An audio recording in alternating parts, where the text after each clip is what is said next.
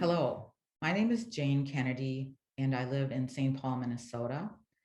And I am here today to talk about James Hack Tuke and the background I have researched about Mr. Tuke. And then I want to talk a little bit about how Mr. Tuke has been an influence on my own family. So let me begin a little bit with the background that I have on Mr. Tuke. Now, he, in my own words, is somebody who has literally saved my family.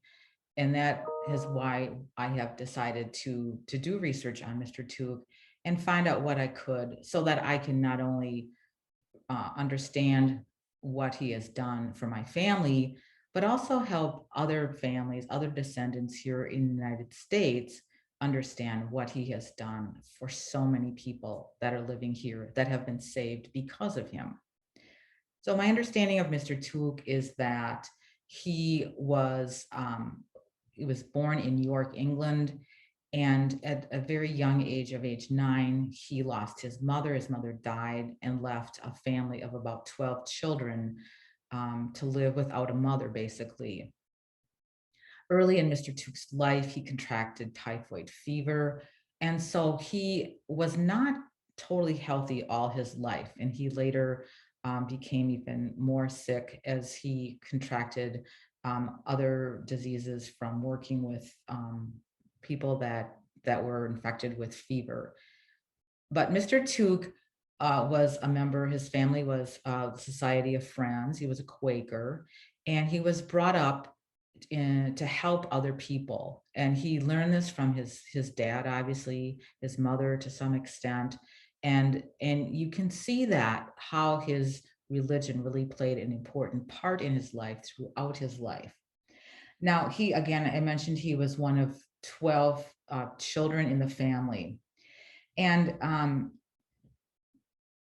during the Great Famine, a lot of people, a significant number of people, fled to York, England. And at this time, the town was trying not to accept them. They did not help build buildings to help care for the sick people who were suffering from typhoid. But Mr. Tuke and his father did set up a hospital to take in some immigrants who were coming from Ireland, who were in a very bad situation.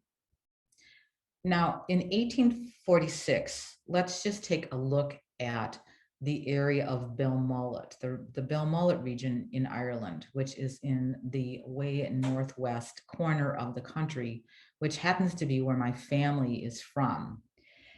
In 1846, the Belmullet region had a population of 28,000 people. 2,000 of those people immigrated to York, England. 6,000 people perished from starvation, dysentery, and fever, and 20,000 remained. And half of those 20,000 literally were on the verge of starvation. Mr. Tuke felt obligated, felt a desire to help these people. In November of 1847, Tuke addressed a committee of the Society of Friends in Dublin, and he came up with some ideas to help cure Ireland from the famine. And among those ideas were to help them reclaim land, to improve the employment situation there, set up working of the new poor law, and also improve communication between the west of Ireland and the east of Ireland. So Tuke did a lot of work to help during the Great Famine. And he was hoping that things would continue to get better after the famine. Again, when he would come, he would get contributions from his friends over in England. They would contribute money, and he would bring this money to the poor, starving people in Ireland to help them. But he wanted to do more than just contribute money. He wanted to help them in whatever way he can, so that this is not a returning problem where they could get this this famine behind them. When he came in 1880 to Dublin, he met with people there in the west of Ireland, excuse me, in the east of Ireland, and he saw that there had been some significant improvement there. He felt relieved at that. Yet, what he saw in the west of Ireland when he went there was more of the same. This ongoing, it was pretty much, things were pretty much going the way they had been prior to the Great Famine. And this was very distressing to Mr. Tuke. And so what he did was he decided that he was going to work with other people to see if he could help bring some people from the west of Ireland to the United States, into Canada, to help them. Because what was happening with the people, particularly in the western part of Ireland, were living on these very small farms with very small acreage that were not enough to support families. And ironically or not, after the Great Famine, the population in Western Ireland grew rapidly. So there was almost a population explosion. Now, this feature was something that was pretty unique to the western part of Ireland and not all of Ireland. So you can imagine already you've got a base of starving people, and there are more young people being added, more mouths to feed. And so Tuke realizes that something has to be done to help with this. There had been, I wouldn't say it was controversial, but there had been discussion as to whether helping people immigrate to another country was the best approach to helping solve the issues of additional famines after the Great Famine. And now I'm really looking at the famine that occurred in 1879, predominantly in the western part of Ireland. But again, Tuke, with the help of many others, including Father Nugent, also from England, decided that they were going to do what they could to help get some people to move to the United States and to Canada. And so this was a major undertaking, but Mr. Tuke felt that it was necessary and that it would truly help. So at this point, what Mr. Tuke started to do was he went to the western part of Ireland, and he literally would find the right people to, and when I say right people, I will describe that in a minute here, to bring them to the United States to help them find a new and perhaps hopefully better life, and also to Canada. So what he was looking for was specifically, he was looking for families and not individuals. One member of the family at least had to speak English. Also, he was looking for people who were there. Somebody had to be there, were enough people in the family who would be considered breadwinners. And then also, he wanted the immigrants, and I find this really hard to believe, but he also wanted the immigrants to be able to help pay for some part of their transport. But here's what Mr. Tuke did. So he set about interviewing it was just within the first week he went to the Belmullet region. He interviewed 1,276 people who were interested in leaving Ireland to find a better life in North America. And so what Tuke was involved in doing actually was literally inviting people to come and meet with him, where he and a group of other people would literally interview these people. And again, Mr. Tuke was there for all of this. He wasn't just delegating work to other people to do. He was the lead on this. He would invite people to come who are interested in leaving. He would interview them. He would make sure that they met the qualifications that he was looking for. And then he would help provide them with some money, provide them with clothing. He helped arrange the shipping transportation. He made sure, he tried to find people like a priest or another individual who would accompany these large ships of people to the United States or Canada. And then he would he literally would escort these people when they were leaving to come to the United States or Canada. He would go with them to the port to wish them well. And he made sure that there was somebody when they landed in the United States or Canada who would be there to help them in that next step, help them either get into the next mode of transportation or help them find work. So he had thought through everything that was necessary to help the people, not just push them away from the island of Ireland, but help them truly find that better life. Now, I would like to talk to you a little bit about how my family personally was impacted by Mr. Tuke. And I know this only through research, obviously, but this is what I have found to be true, is that my family was one of those immigrant families who Mr. Tuke helped. I know this for a fact. My family lived in the region of Belmullet. My great grandfather was from Cross, and my great grandmother was from Binghamstown. And the two little towns on the peninsula are very close to one another.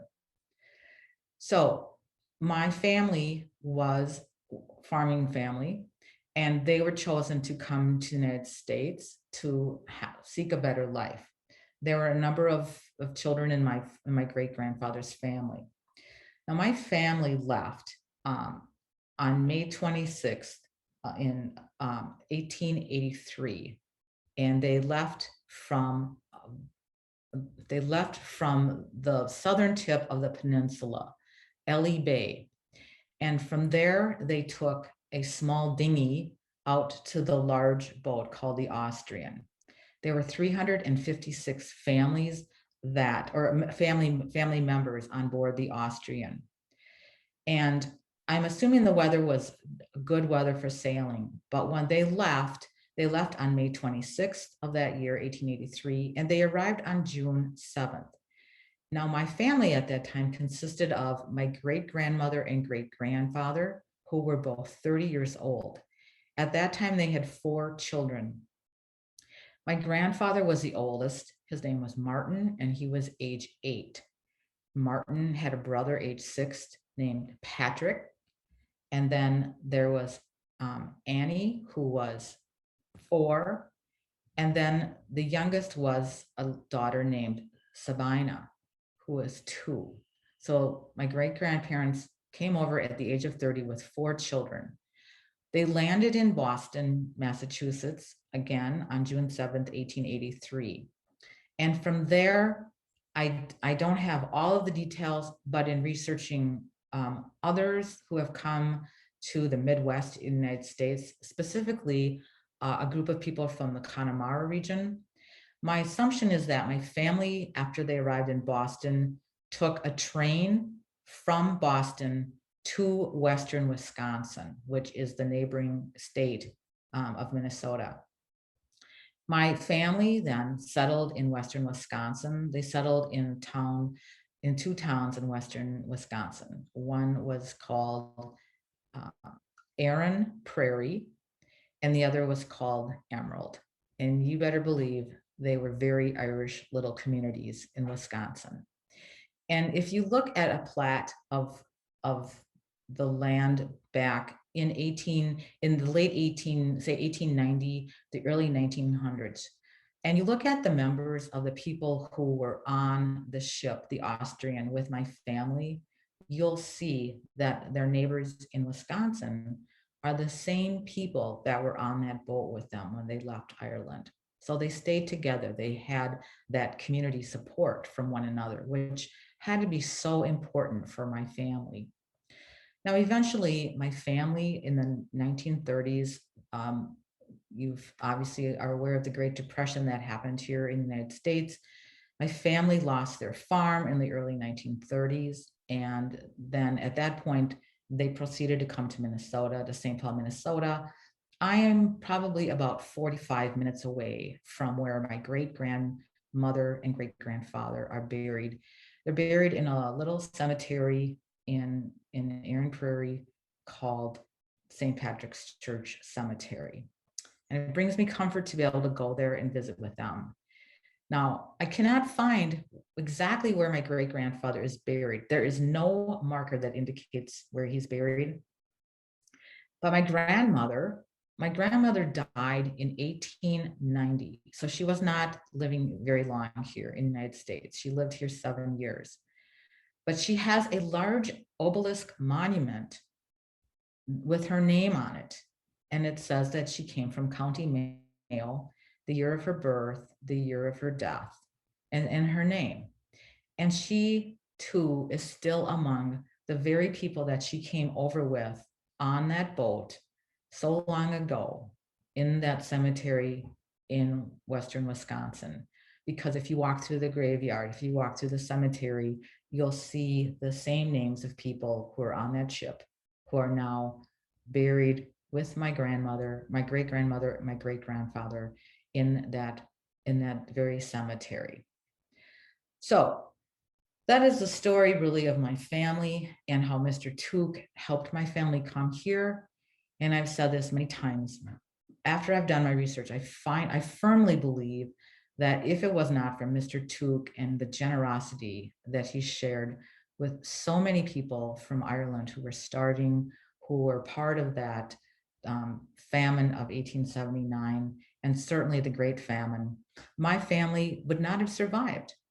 Or if they had, it would have been an even much more poor existence to have been left in Ireland to struggle through the famine, through the sickness, and through everything.